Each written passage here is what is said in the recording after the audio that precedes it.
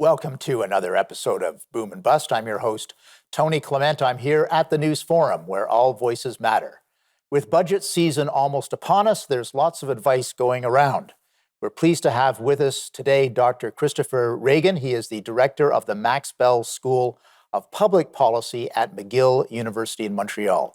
He'll help us look beyond the headlines to examine our future challenges. Welcome to the program. Thank you very much for having me. Happy to be here.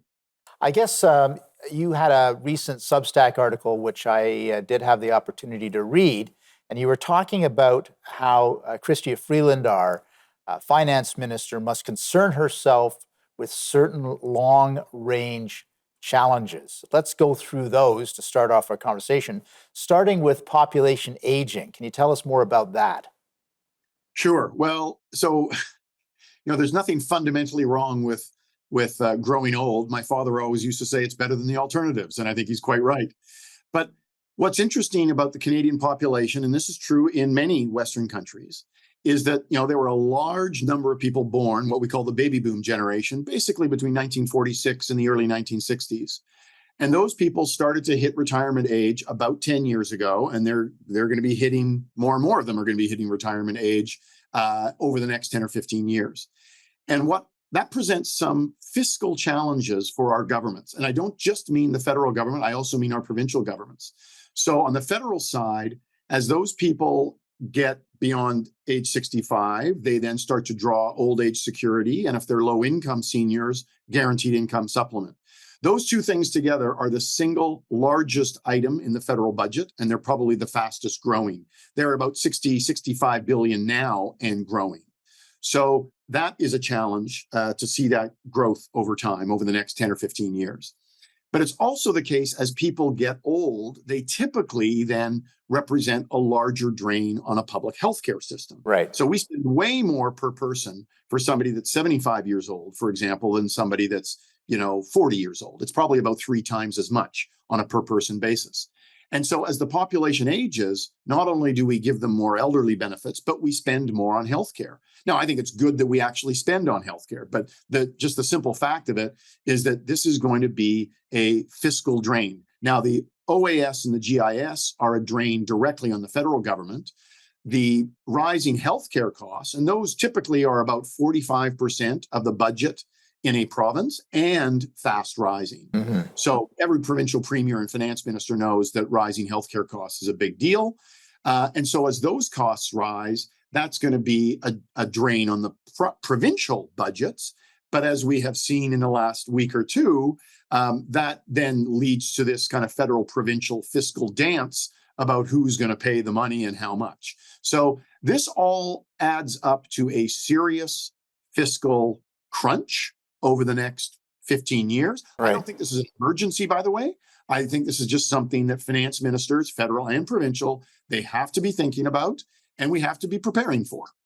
And I guess that's the question. Is this something it's a little bit long-term, but the impacts are growing every year. Is that something that should be factored into every budget from now on? Well, what I would like, I suppose, in finance ministers, again, both federal and provincial, is that they're taking the long view. And if they're taking the long view, it means that you're going to recognize that these rising age-related costs, healthcare and seniors benefits, are going to amount to about 4% of GDP, 4% of national income. Now, today, 1% of national income is about $22 or $23 billion. 4% over the next 15 or 20 years. So again, that's not an emergency situation, right? But you have to decide how you're going to pay for that. Are you going to raise taxes? If so, which ones? Are you going to cut other spending? If so, on what? Are you going to just add this, put it on the credit card, so to speak, and add it to the national debt or the provincial debt? I think there's some problems with that.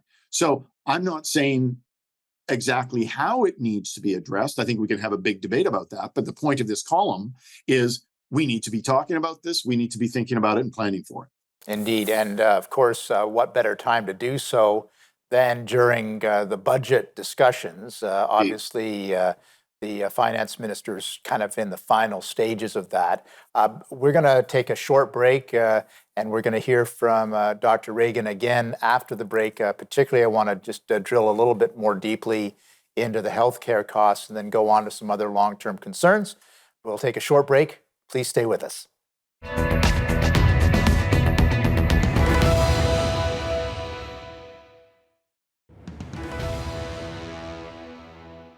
Chris, we were talking a little bit about healthcare. Obviously, the big discussion that happened between Prime Minister Trudeau and the premiers, federal, provincial, territorial meeting. Not usually; those are fairly rare these days. They used to be less rare in federal provincial relations. So this was a bit of a big deal. Did you get a sense that there was finally some discussion about long-range issues with the healthcare system? Is that something that you took out of those discussions? First of all, let me say I am not a healthcare specialist, Right. or even a health policy specialist. But look, my reading of the coverage of what has happened over the past few weeks, and in particular over the past couple of days, I think it looks, frankly, not very long-term. I mean, you can come up with an agreement to give more funding, for the feds to give more funding to the provinces over 10 years. And you can even have some strings attached to that. And I think the strings ended up being largely about the collection of information, which is, I think, a good thing. But I don't think, at least to me, it didn't look like we are really pushing for fundamental change in the healthcare system. Right. And again, not as a healthcare specialist, my sense is that if we are simply going to spend more money, we will solve some problems, but I don't think we will solve some of the fundamental problems. And, if you're going to have a system of more or less universal healthcare, where some level of government stands ready to provide healthcare to all members of the population, and by the way, I should say, I think that's a good idea, but it matters how you design that. And you have to be careful about what is driving the long lineups, or the shortage of particular types of physicians, or the operation of the emergency rooms and primary care, long-term care. All of this is in our healthcare system. And my sense, again, just as an economist and as a policy wonk, but not as a healthcare specialist, my sense is that the problems in our healthcare system require more than just more money. I think more money is good, but it's probably not going to be enough. And I'm not sure that we're really having those conversations yet. I would agree with you. As a former health minister, I remember having those conversations at the last cycle. So I think we've got a lot more to do in terms of innovation there. Let's turn to, I guess, the third thing that you mentioned, which was zero carbon emissions and getting to a zero carbon world. How does that factor into budget making? So the federal government has taken a pretty clear position on getting to net zero by 2050. And I think, I take climate change very seriously, and I think that's probably a good idea, to take it seriously and to try to get to net zero by something like 2050. They've also got, at the core of their policy for climate, they've got a carbon price that is, in many provinces, it's a provincially designed carbon price, but it's to sort of federal standards. And in some provinces, it's a federal carbon price.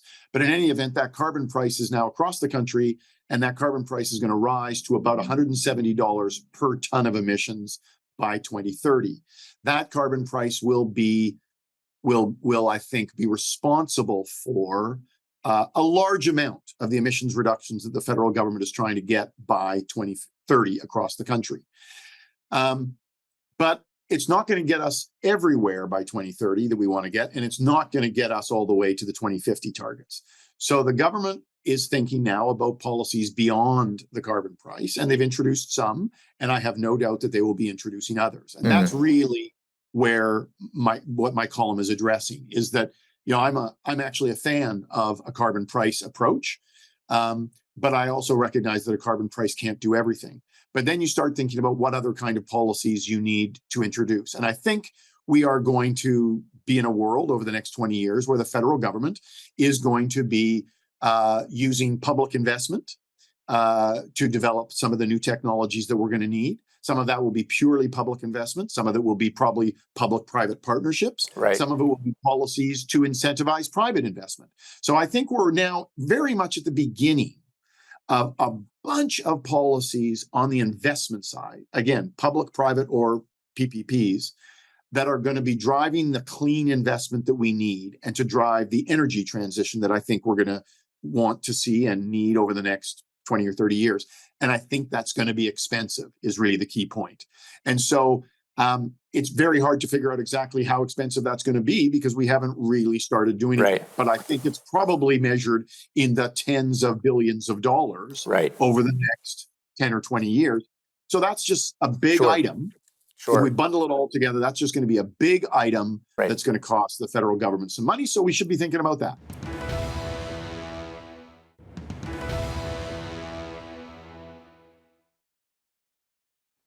And we're back here at Boom Bust. I'm here with Dr. Christopher Ragan of the McGill University in Montreal. Final point that you've raised is about planning for future crises, whether they're pandemics, I suppose, or economic crises. Where are we in terms of budgeting for future crises that might hit us?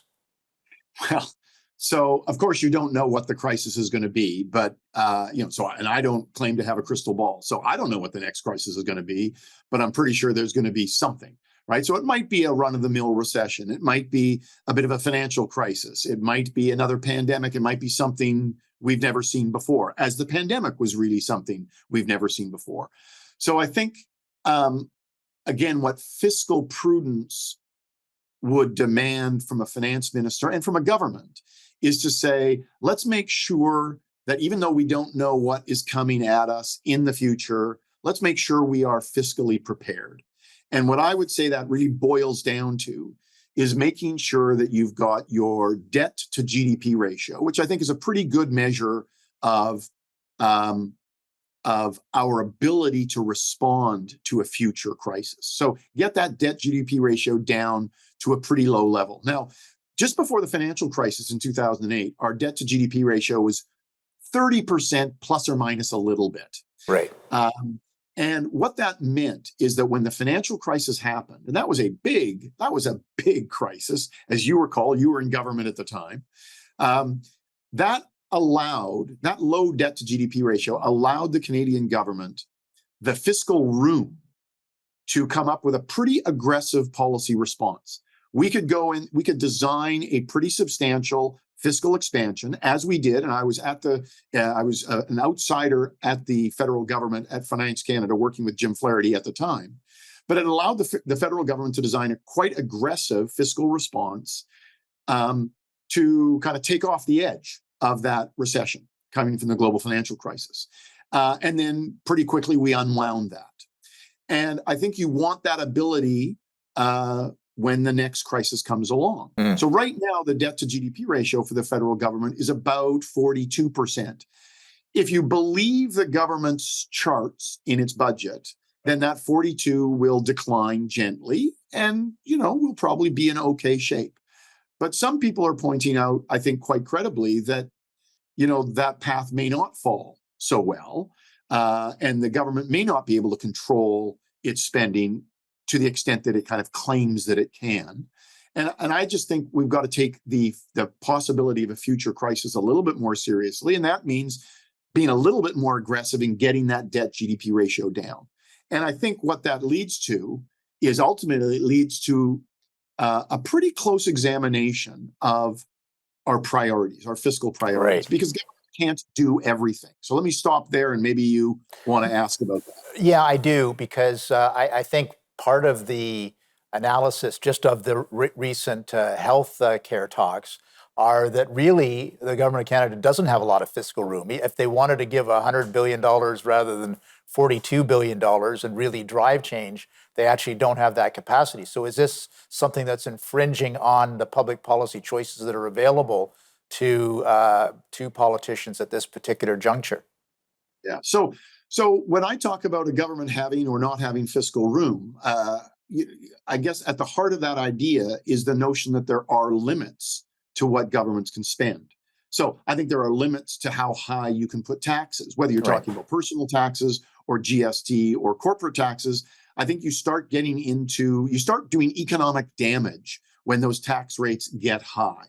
So there are some limits that come from taxation. I think there are limits that come from issuing government debt.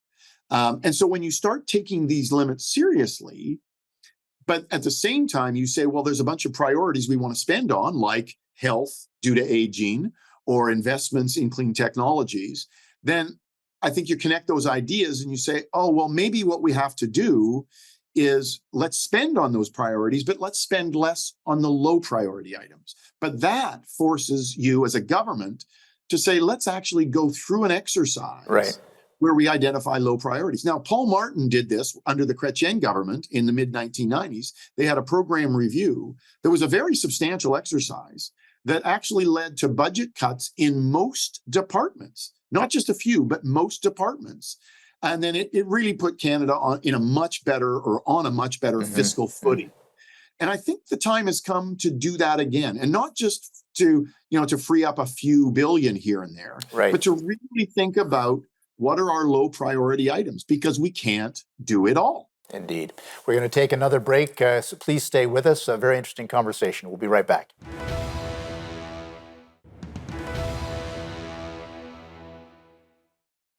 Welcome back to Boom and Bust. I'm your host, Tony Clement, with Dr. Christopher Ragan. He is the director of the Max Bell School of Public Policy at McGill University in Montreal. I'm glad you mentioned program review, Chris. Obviously, one of the things I did when I headed up Treasury was work with Finance Minister Flaherty, and we found about 8.9% reductions in program spending in some areas. I think we reviewed over 650 different government programs. So this is just something that is good governance, in my opinion, and I agree with you. I think that's necessary now. That is a kind of a real sea change, though, for this government, the present government. There really hasn't been that kind of program review. Is it possible for them to shift direction and have that kind of review these days? Well, I think it is absolutely possible. Budget 2022 actually identified a bit of a program review, but I would say it was a fairly small one. They were talking about $5 or $6 billion a year in an overall budget of $350 or $400 billion, depending on whether we're talking about normal times or COVID times. But I think we have enough demands on our fiscal system coming at us that we may need to free up more than that.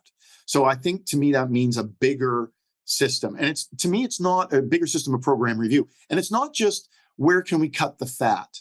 I think there is some fat in government, but I actually don't think most of the savings are fat. I don't think the government is inherently very inefficient. I actually think that there are some things that government does that maybe we just shouldn't be doing.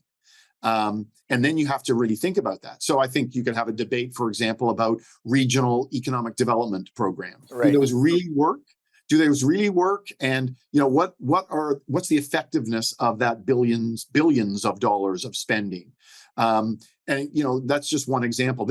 If you look at the whole set of tax expenditures, which are basically tax credits, either for personal tax credits or corporate tax credits, I think there's lots of those things that you could go through and say, look, we don't really need those things. So actually, this points to sort of the need for a cleanup of the tax system. And the last time we cleaned up the federal tax system was under Brian Mulroney in the late 1980s, 1987, 88. We went through a tax reform. I think tax systems, no matter the color of the government, right? These tax systems sort of accumulate all kinds of boutique tax credits. Sure. That sort of complicate the tax system. It's time to review that and clean that up. And if you can broaden the base and lower the rates, then I think that there's lots of benefits for the economy for that. So I think there's, and this stuff isn't very exciting, by the way, right? Program review isn't exciting. Tax reform isn't exciting. Nobody is going to go on the hustings for an election and talk about tax reform and program review. But when you're a finance minister, I think these are the kinds of longer term things you should be thinking about. because I think these are the things that improve our fiscal structure. And ultimately, I think we need those things. We got about a minute left, but one of the things, of course, when you do program review is one of the things that does get out on the hustings is, oh, you've cut a budget here or cut a budget there. Do you think the Canadian public is ready for some tough talk on this? That's a great question. And I think the way you've got to make the I think the Canadian people are sensible people. So if you say, look, we've got a bunch of challenges in our future, and yes, we can keep spending on this, this, and this, but being prepared for these bigger challenges is a more important thing. And because the alternative is that we drive up your tax rates, I think Canadians can understand that. I have a lot of faith in Canadian people, but I think we need people to explain. We need our finance ministers, plural, to explain these sorts of trade-offs and to analyze those before they actually explain them. I think we can trust the Canadian people to support the right decisions here. Yeah, and there, in fairness, there have been provincial governments that have been able to rein things in because the public has decided that things have gotten a little bit too far out of whack. So that is possible as well. I'm going to say my goodbyes now. Definitely, Dr. Christopher Ragan, it's been great having you on the program. First-time guest, lots of great insight there, and hopefully we can have you back at some point. Thanks very much for having me. Very happy to be here, and I'd love to be back if you want to talk about something else. Absolutely. Or the same thing. Would like to thank Dr. Christopher Ragan for coming on the program. Very interesting discussions that perhaps more Canadians have to keep in mind as budget season is upon us. We'll soon have a federal budget and all the provincial budgets, and these long-term issues have to be addressed. Thanks for watching.